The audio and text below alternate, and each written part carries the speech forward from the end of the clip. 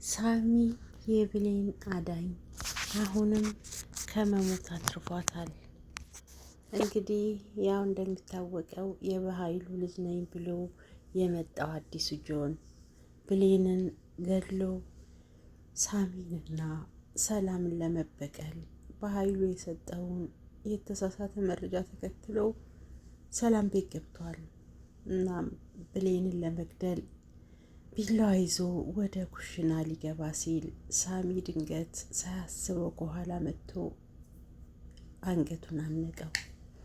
እናም ምንም እንዳልተፈጠረ እያስመሰለ እጄ ልታጠብ ፈልጌ እኮ ልጠይቃት ነበር የት እንደሆነ መታጠቢያው እያለ ለማሾፍ ቢሞክርም ነገር ግን ሳሚ በእርግጠኝነት የሆነ ነገር እንዳለ አውቋል።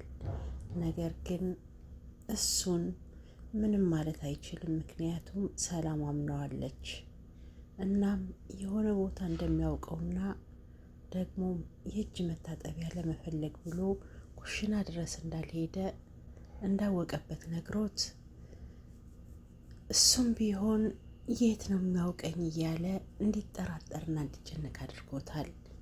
ሳሚ የምን ጊዜም የብሌን ጠባቂ፣ ብሌንም ብትሆን ሳሚ እያደረገላት ባለው ነገር አሁን ላይ መጨናነቁ አልቀረም። ምክንያቱም ሳሚን ወይም አብሬ ያልሆንኩም ወይም ደግሞ አልተለየውህም፣ እናም በጣም አዝናለው ራስ ወዳድ ሆንኩኝ እያለች ብትነግረውም እሱ ግን ለእኔ አንቺ መኖርሽ ብቻ በቂ ነው፣ እኔ አንቺን የምወድሽ ከአንቺ ምንም ምላሽ ጠብቄ አይደለም፣ በቃ እወድሻለሁ እያለ በሚያሳዝን አንደበት ሲነግራት እሷም አይ ሳሚ ዳግም ጋር ሳወራ ስለ ዳግም ሳወራ አይደብርህም አለችው። እሷው እውነት ለመናገር ይደብረኛል፣ ግን ደግሞ አምኜ ተቀብያለሁ፣ ምንም ማድረግ አልችልም እያለ በማዘን ሲናገራት እሷም አይ ዳግም ጋር የሆነ ተመልሰን ልንገናኝ እንችላለን፣ በእርግጥ በጣም ተናድጄበታለሁ፣ ይቅር የማያስብል ስራ ነው የሰራው፣ ነገር ግን ደግመን ልንታረቅ እንችላለን አለችው።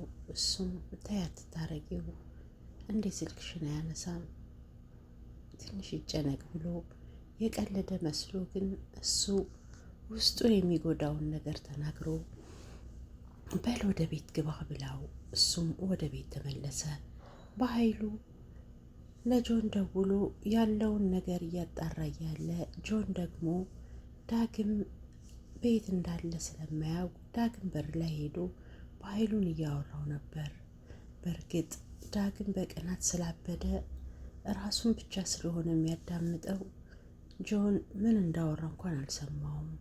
የሰማው ነገር ቢኖር ድምፅ ብቻ ነው።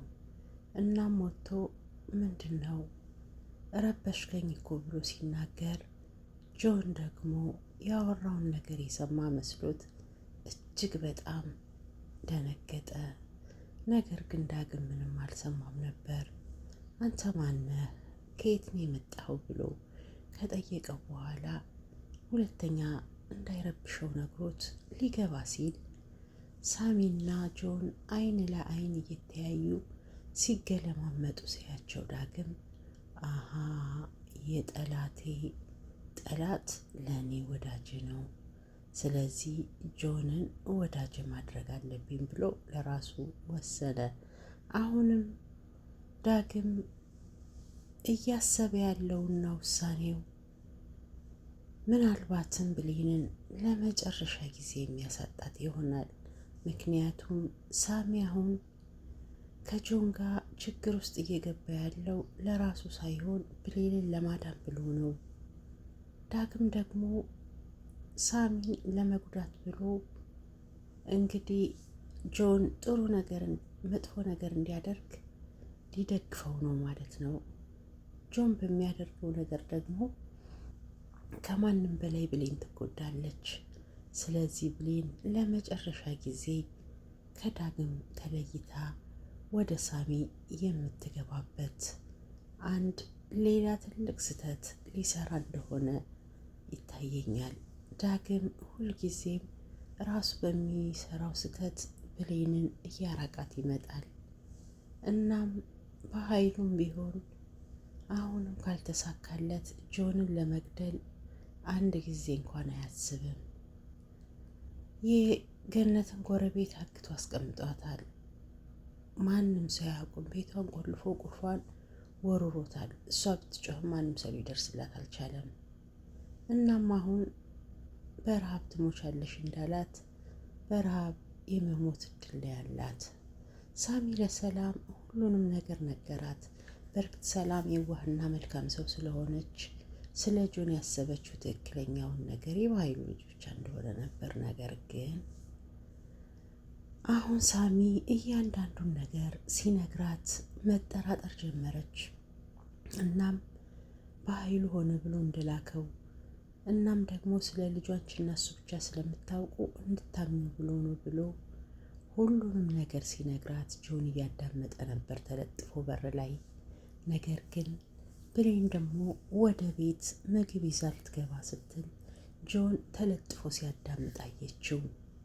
ይህ እንግዲህ ጆን ንጹሕ ሰውና የባህሉ ልጅ ከሆነ የሰላምንና የሳሚ ወሬ እንዴት ተለጥፎ ይሰማል?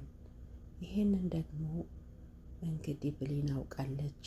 ምናልባትም የጆን ትክክለኛ ማንነት እዚህ ጋር ሊወጣ ይችላል።